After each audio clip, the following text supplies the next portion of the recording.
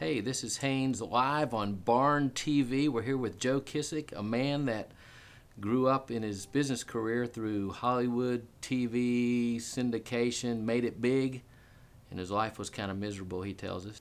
The other night, you were in what we think is the ultimate man cave. The barn. The second story of a barn has horse stalls downstairs. I don't know if we got to show you those, but upstairs we had, I'm guessing 50 or 60 men from probably over 15 different churches in a barn to hear your story. What was your sense of what God was doing just in that place with men?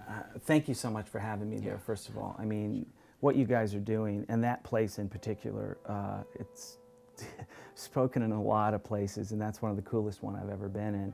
And with guys, and I'm not even sure I got to say this or not, but I wanted to tell them, how cool it is that they gather like this to be authentic, to share their lives with each other.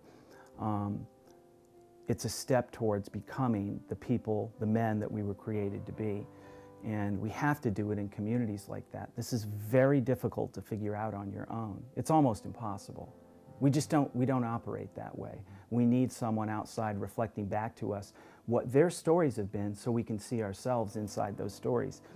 And I have to say, every guy in that room's a miracle, and that's really cool to be among men like that are authentically seeking out who they're supposed to be, what the truth of who they are, not this poser that they've become for a variety of different reasons. But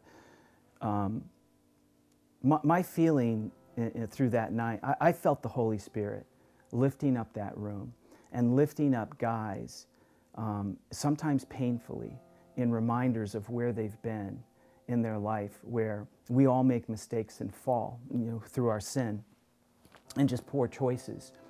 And sometimes we think that there's no forgiveness for that, and we're filled with shame and we're filled with guilt and regret, because as we discover this later in our lives, and I'm guessing the average age there was probably between 30 and 45 on average, younger guys, you and I are probably in a different demo. But the longer you wait in pursuit of this discovery, the more damage in the wake of where you go is going to happen. And it involves all these other people. And that's where the regret and the guilt comes from. But guys that are becoming wiser about the truth of who they are and whose they are, and how crazy in love God is with each one of these guys, and how forgiven they are, and that there's no shame and no condemnation. It's a thrill for me to share my story and then be able to say that to men, because I just know that it's the truth, because I've experienced that myself with just these mountains of grace and mercy that have been heaped on me, and be able to share that truth with the man that really, as we get wiser, only really needs to be reminded of this. I mean, most of the men there, this is not a new lesson for him. They've heard it before, and we all hear it. It's a matter of whether or not we really truly are believing it and living it out. And the reminder for a guy who's on the course of wisdom, we need that. We need that. If everybody in that room, there are basically three kinds of people. There are the wise, there are the foolish, and then there are people that are just bent on evil. And you just run from that. The foolish can't hear wisdom. It's the nature of being a fool. You cannot hear the wisdom that comes for you from other people that know more than you know about the things that you don't know about. I don't know what I don't know about what I don't know.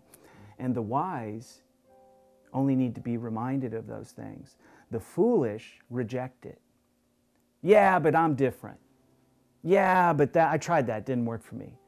Yeah, but you guys are nuts. I mean, that's our reaction to it, because our hearts aren't open to hear it. And it was a treat for me to be able to share with those guys. That's a very wise room. There's a lot of wisdom in that room, but it doesn't protect you from the default that we have of our wounds, ultimately, that take us back to these places where we don't feel like we're good enough, we don't feel like we're smart enough, we don't feel like we're loved enough or lovable. You know, we just have these things thrust upon us, usually early in age, and oftentimes they're traumatic enough that addiction stems out of these trauma events from childhood, and we get messed up, and then we just cause so much damage in our wake with other people. It seems like there's no way it can be redeemed and fixed, but it can. It can. And it's through groups like this. It's through groups like people that are meeting at the barn, or guys that are meeting one-on-one someplace. And it is coming, this is the cool thing, dude. This is what I love about this. It's coming oftentimes from men that are not in the church right now. Because the church, for the last 100 years or so, really only served themselves. And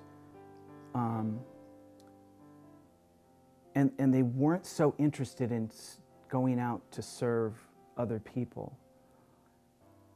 And so when you're not inside a church and you walk in and you don't fit in and you're told,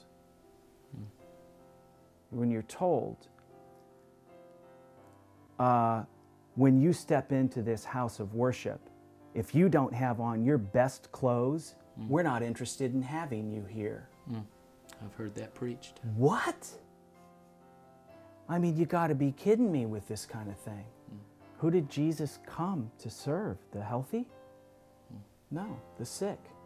And we turn people away because they don't fit our rules inside a building, which is not the church. The church is inside of this. It's inside of you.